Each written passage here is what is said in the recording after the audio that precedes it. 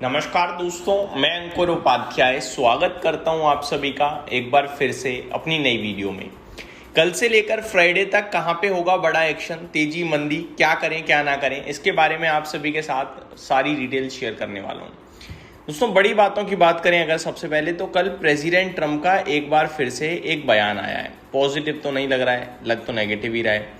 इस बार उन्होंने क्या कहा है, उन्होंने इस बार कहा है कि प्रेसिडेंट ट्रंप ने दो तीन चीजें बोली हैं। सबसे पहले, Donald Trump says he is open to Iran suspending its nuclear programme for 20 years but insist it must be real commitment. पहली बात तो यह कि प्रेसिडेंट ट्रंप ने कहा है कि वो बात करने के लिए ईरान से तैयार हैं अगर 20 साल के लिए ईरान अपना न्यूक्लियर प्रोग्राम छोड़ने को तैयार हो, बट ये वादा प्रॉपर होना चाहिए। ये बात पहले भी हो चुकी है, मैं आपको बताना चाहूँगा। और इस सिचुएशन में ईरान ने 20 साल के लिए आई थिंक मना कर दिया था। ईरान 5 साल के लिए रेडी था, जहां तक मुझे याद आ रहा है। A senior Israeli official has warned of a possible immediate return to war with Iran, signalling heightened tension between the two nations. तो इजराइल की तरफ से बयान आया है कि हो सकता है जंग दोबारा से शुरू हो जाए, इसकी संभावना काफी हाई है क्योंकि टेंशन बढ़ते हुए दिख रही है। प्रेसिडेंट ट्रंप का भी बयान आया था जहां पे वो फ्रस्ट्रेट होते हुए दिखे थे क्लियर कट, और हो सकता है कि जल्दी चीजें बिगड़ें, ऐसा लग रहा है। तो ये सारी चीजें थोड़ी सी नेगेटिव साइन देते हुए दिख रही हैं और इससे कच्चा तेल इम्पैक्ट कर सकता है, इफेक्ट हो सकता है। कच्चे तेल की बात करें तो ऑलरेडी $109 प्रति बैरल पे आ गया है, जो कि काफी हाईयर प्राइस है। यहाँ से और ऊपर गया तो फिर टेंशन और ज्यादा तेजी से बढ़ते हुए दिखेगी। तो अब यहाँ पे कहीं ना कहीं परेशानी बढ़ रही है, ऐसा लग रहा है। अच्छी चीज क्या हो सकती है? अच्छी चीज हो सकती है ईरान अगर कोई अच्छा कमिटमेंट दे दे, ईरान कह दे कि ठीक है हम बात करने को तैयार है, हम जंग करने को तैयार नहीं है, तो अच्छा हो सकता है। अदरवाइज परेशानी फुल फ्लैश तरीके से बढ़ते हुए दिख रही है हम सभी को, और हो सकता है मार्केट आपके लिए पैनिक कर जाए। ग्लोबल मार्केट्स जो गिरे हैं ना कल के सेशन में या फ्राइडे के सेशन में, आप समझिए वो यूएस ईरान के विवाद बढ़ने की वजह से नहीं गिरे हैं।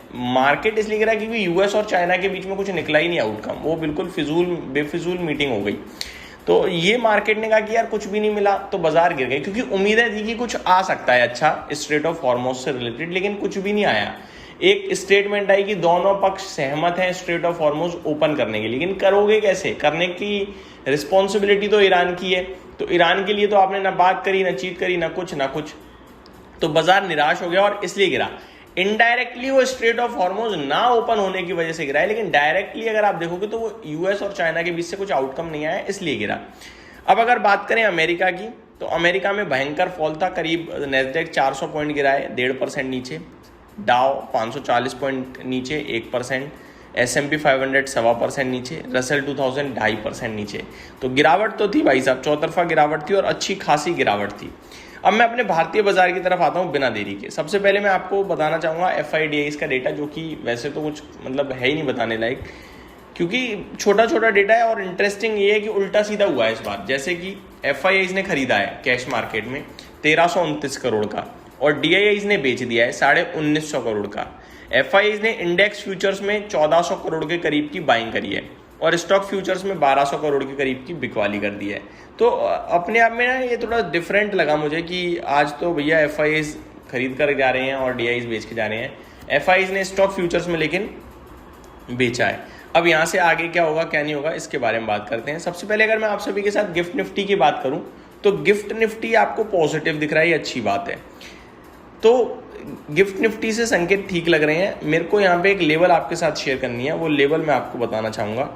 लेवल है दोस्तों आपका 23,550 500 का सपोर्ट, और ऊपर में 23,800 850 का रेजिस्टेंस पहला, और उसके बाद 24,000 का रेजिस्टेंस दूसरा। तो ये लेवल इंपॉर्टेंट लेवल है मेरी नज़रों में। बाकी मुझे कुछ खास दिखता नहीं है, बाजार इसी रेंज में थोड़ा घूम सकता है। रेंज ऊपर ब्रेक होगी तो हम बढ़िया है, 24,200 और 24,400 की तरफ जाएंगे। रेंज नीचे ब्रेक होगी तो टेंशन बढ़ेगी एक साथ ज़्यादा, क्योंकि हम ऑलरेडी अपने बॉटम वाले सपोर्ट पे हैं। यहाँ से और गिरना दैट मीन्स बड़ी परेशानी है। इवेंट्स की बात करें तो 20 मई को US federal reserve releases its FOMC minutes. तो 20 मई को FOMC मिनट्स आते हुए दिखेंगे। 20 मई को ही मार्केट बंद होने के बाद जाइंट एनवीडिया के रिजल्ट्स आते हुए दिखेंगे।